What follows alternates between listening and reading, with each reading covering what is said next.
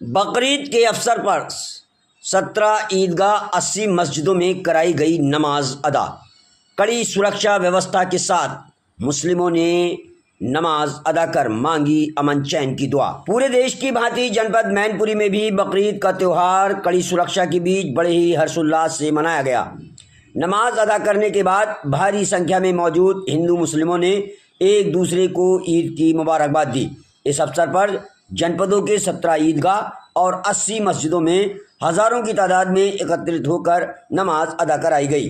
अल्लाह ताला से अमन चैन बरकरार रखने की दुआ की गई। नमाज अदा के बाद एक दूसरे को गले मिलकर ईद की मुबारकबाद दी।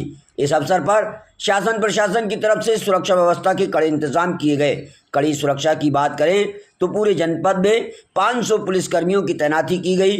जनपद मैनपुरी में तैनात सेक्टर मजिस्ट्रेट की देखरेख में नमाज अदा की गई। अगर हम राजनीतिक पार्टियों की बात करें तो ईदगाह के समीप Samajwadi party, Bahujan Samajwadi party, RLD party के अलावा भीम आर्मी के कार्यकर्ताओं ने स्टॉल लगाकर मुस्लिम भाइयों को जलपान की व्यवस्था की और ईद के अवसर पर एक दूसरे को गले मिलकर ईद की मुबारकबाद दी। इस अवसर पर समाजवादी पार्टी के जिला अध्यक्ष आलोक ने मैनपुरी के समस्त मुस्लिम भाइयों को ईद की मुबारकबाद दी। ईद पर नमाज अदा करने के बाद हिंदू मुस्लिमों ने एक दूसरे के गले मिल दी ईद की मुबारकबाद। देखिए पूरी रिपोर्ट। मैनपुरी से ब्यूरो चीफ राकेश रागी की रिपोर्ट। शांति व्यवस्था के लिए, सुरक्षा व्यवस्था के लिए क्या इंतजाम किए गए, किस तरीके से? देखिए, आज मैनपुरी में जो कस्बे में जो ईदगाह पड़ती है उसमें लगभग 9000 के आसपास लोगों ने जो है कुशलतापूर्वक आज नमाज पढ़ी है। इसकी व्यवस्था देखते हुए लगभग पुलिस की तरफ से 2 जोनों 13 सेक्टर में पूरे जनपद को डिवाइड किया गया था, जिसमें लगभग 500 से ज़्यादा पुलिसकर्मी की तैनाती करी गई थी और जगह जगह पर सभी क्षेत्रों में कुशलतापूर्वक नमाज पढ़ी जा रही है। ऐसा अगर जो बात करें तो कितनी मस्जिदों में नमाज अदा की गई है जनपद भर में और कितने पुलिसकर्मी यहाँ पर तैनात किए गए?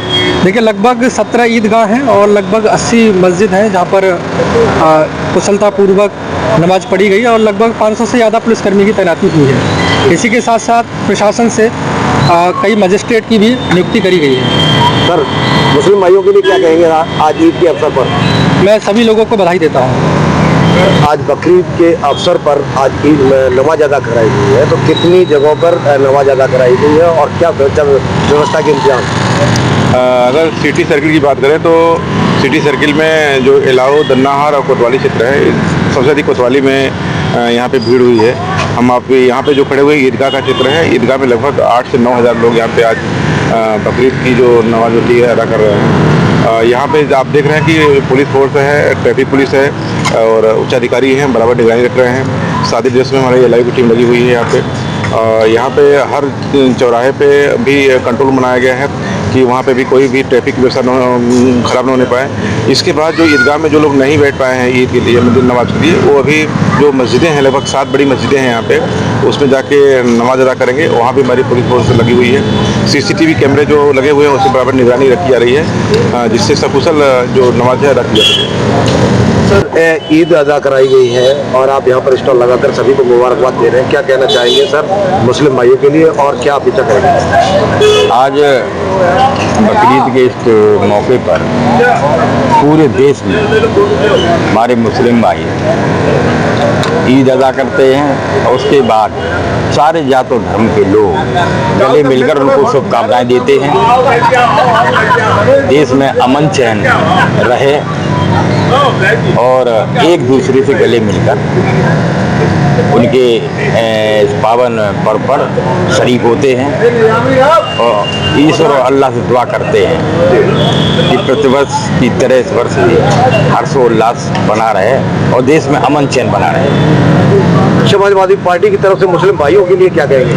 समाजवादी पार्टी मुस्लिम भाइयों को हमेशा सम्मान करती रही है, चाहे किसी भी जात और धर्म के लोग रहे।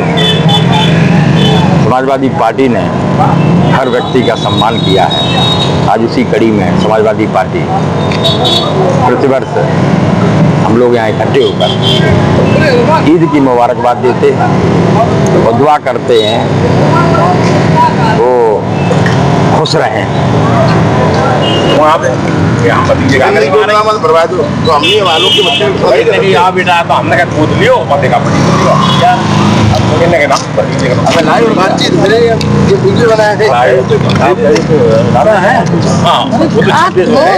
रुकते जाए यार वीडियो बता वायरल भी तो ना तो इसमें कौन बाप है कौन बेटा है और ईदी किसको मिल रही है ईदी इनको मिल रही है मिलेगी ये गार्जियन है ये गार्जियन देखो भाई ये पूरे जिले के गार्जियन देखो हमारी एक ही बात है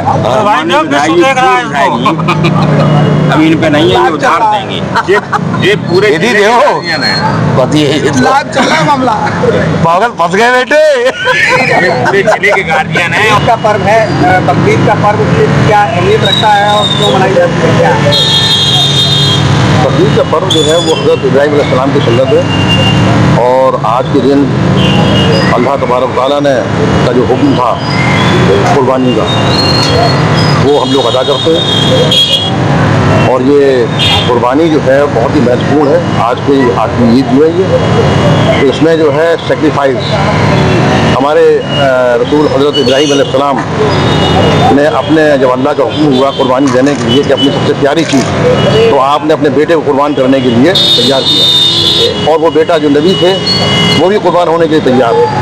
अल्लाह के हुक्म से कुर्बानी हुई और जो है एक दुम्बे की शक्ल में जो है कुर्बानी अदा की गई। तो ये सेक्रीफाइस और बलिदान का त्यौहार है। लगभग कितने लोगों ने ईद की नमाज अदा की है? तकरीबन मैनपुरी शहर के अंदर 10,000 लोगों ने आज ईदगाह में नमाज अदा की और जामा मस्जिद के पेश इमाम जनाब आलिम मुफ्ती माशाअल्लाह साहब ने नमाज अदा कराई ईदगाह के अंदर। ईद के मौके पर क्या संदेश देना चाहेंगे, क्या कहना चाहेंगे? देखिए ईद के मौके पर भाईचारे का संदेश है, हिंदुस्तान में अमन अमान कायम रहे और एक दूसरे के लिए जान न्यौछावर करने वाला बनाए।